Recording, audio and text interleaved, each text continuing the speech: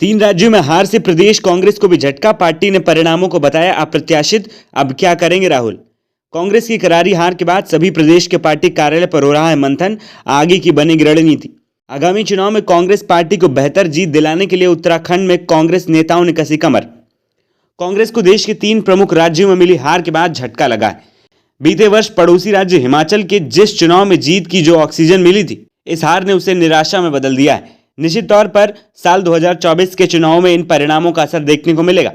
Party नेताओं की माने तो इसके लिए उत्तराखंड कांग्रेस नए मनोयोग से बीते 10 सालों का सूखा खत्म करने के लिए मैदान में उतरेगी।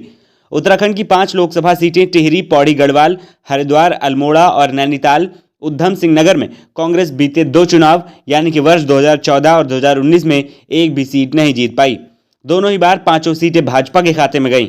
इस बार भाजपा जहां 5 सीटों पर हैट्रिक बनाने के इरादे से मैदान में उतरेगी, वहीं कांग्रेस को नए सिरे से कसरत करनी पड़ेगी। राजनीति के जानकारों की माने तो इन राज्यों में हार और जीत का असर लोक चुनाव में स्पष्ट तौर पर देखने को मिलेगा। उत्तराखंड भी इससे अछूता नहीं रहेगा। वहीं पार्टी उपाध्यक्ष संगठन मथुरा दत्त जोशी की माने लोकसभा और विधानसभा चुनाव के मुद्दे भिन्न होते हैं। ऐसे में इन चुनाव परिणामों का आगामी लोकसभा चुनाव में कोई फर्क नहीं पड़ेगा। उन्होंने इस हार को अप्रत्याशित बताया।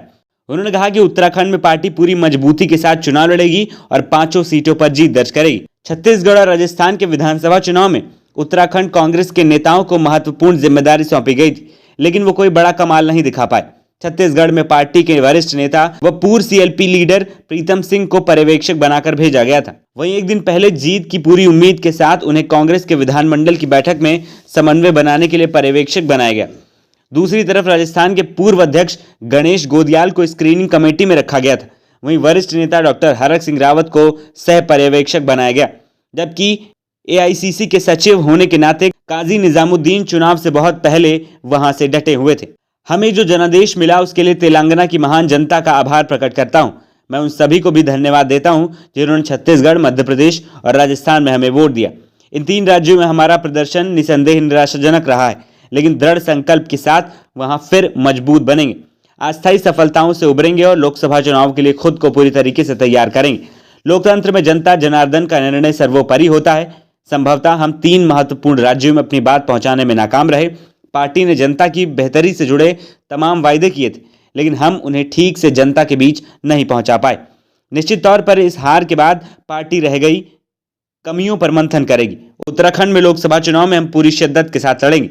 एक राज्य में जीत और 3 राज्यों में हार के बाद प्रदेश कांग्रेस मुख्यालय भवन में सन्नाटा छा गया है। दोपहर पहले मुख्यालय पर कुछ कार्यकर्ता जुटने शुरू हुए, लेकिन जैसे जैसे रुझान सामने आते गए, पार्टी कार्यकर्ता एक एक कर जाते रहे। देखते ही देखते पार्टी मुख्यालय में सन्नाटा छा गया। किसी बड़े नेता ने भी मुख्यालय का रुख नहीं किया।